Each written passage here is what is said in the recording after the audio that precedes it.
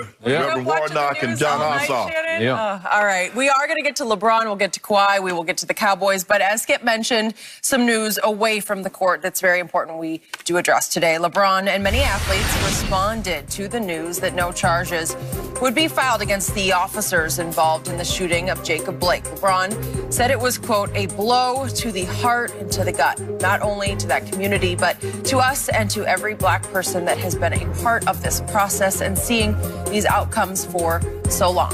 Teammate and Wisconsin native Wesley Matthews called it, quote, truly disheartening, especially with all the work everybody had put in. Matthews also said several times, quote, this cannot deter us. So, Shannon, what was your reaction to what LeBron and Wesley Matthews had to say last night? The exact sentiment that they shared. Skip, I'm disappointed, but I'm not surprised. But we will be dogged in our approach to continue this fight to make sure blacks and disenfranchised and minorities have the same protections in America as the others. That's it. Skip, no more, no less. That's all we want. We want equal protection of what we're supposed to have because we're citizens just like everyone else. So we're not going to be deterred. And you see what's happening, Skip. You see what's happening across America. These athletes are starting to speak out. These entertainers and more people are becoming involved in the process. They're voting in record numbers because they told us that now our vote matters. And we're starting to see that our vote does matter because we see the other side fighting so hard to keep us from voting. So they tell us that our vote matters. Okay, so what have we done, Skip? We got President-elect Biden. We're going to get him in office. It looks like we're going to have control of the Senate. We have control of the House. Now, I don't want to hear anymore, well, we wanted to, but Mitch McConnell blocked us. We wanted to, but this one happened. You have control of both houses. You have the president. Now it's time to see some laws get put in place that offer protections for minorities in this country. No more excuses. Skip, why should we be surprised? I think sometimes, Skip, what happens is that we get a George Floyd situation. It's right there and for the viewing public to see. And he gets charged. You say, yeah, okay, we good now. But that's 1 in 100,000. What about the Tamir Rices? What about the ones that didn't? What about Breonna Taylor? So it's just so fun. And I'm reading this and I'm like, why am I not surprised by this?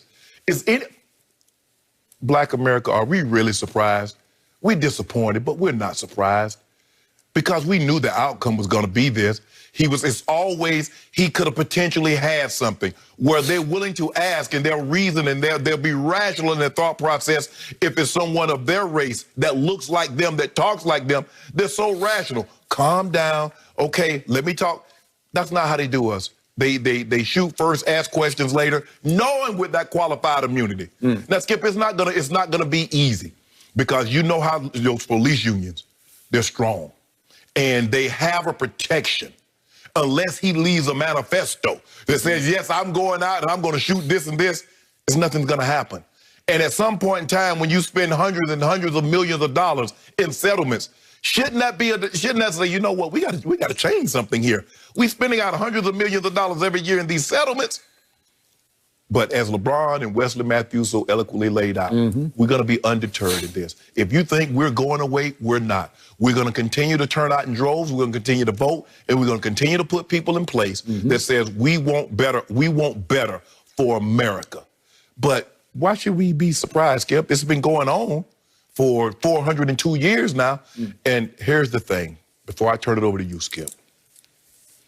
Until America deals with this cancer, and the cancer is race. That's what it's always been.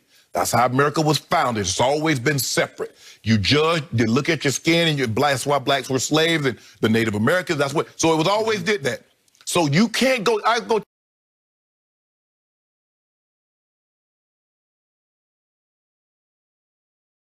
to the doctor, Skip, and he tells me I have this debilitating disease and not cancer. And he says, Mr. Sharp, we're not going to treat you. We're not going to talk about it. And maybe it goes away. Because that's how America has done with race for 400 years. We're not going to talk about it. It'll just go away. And it's been festering, and it boiled over with the George Floyd. But change is going to come. Dr. King says it might not happen overnight. And it's gone on, it's gone on longer than what it should, Skip. But we're going to keep fighting, and we're going to get eventually, like he said, we're going to get to the mountaintop. where we get treated fair. We get fair representation. But I'm so proud of what Georgia had done yesterday. I'm so disappointed in what happened in Wisconsin yesterday. While I was disappointed on one side, I was excited on the other. But President Biden, you won't notice, bro. Now, you said you made all these promises. He did. If you do this, we're going to get these $2,000 stimulus checks. And we're going to get $15 an hour minimum wage. And we're going to protect that. Okay. The first 100 days, let's see some of that happen. And not that bull jive that Tim Scott put before us that week. Legislation on police reform. We don't want any of that. Mitch McConnell, I don't want to hear nothing you got to say. Lindsey Graham, I want to hear nothing you got to say. I want action. We want action. We demand action. By the way, Dr. King said change is going to come like in 1965. Yeah. Right?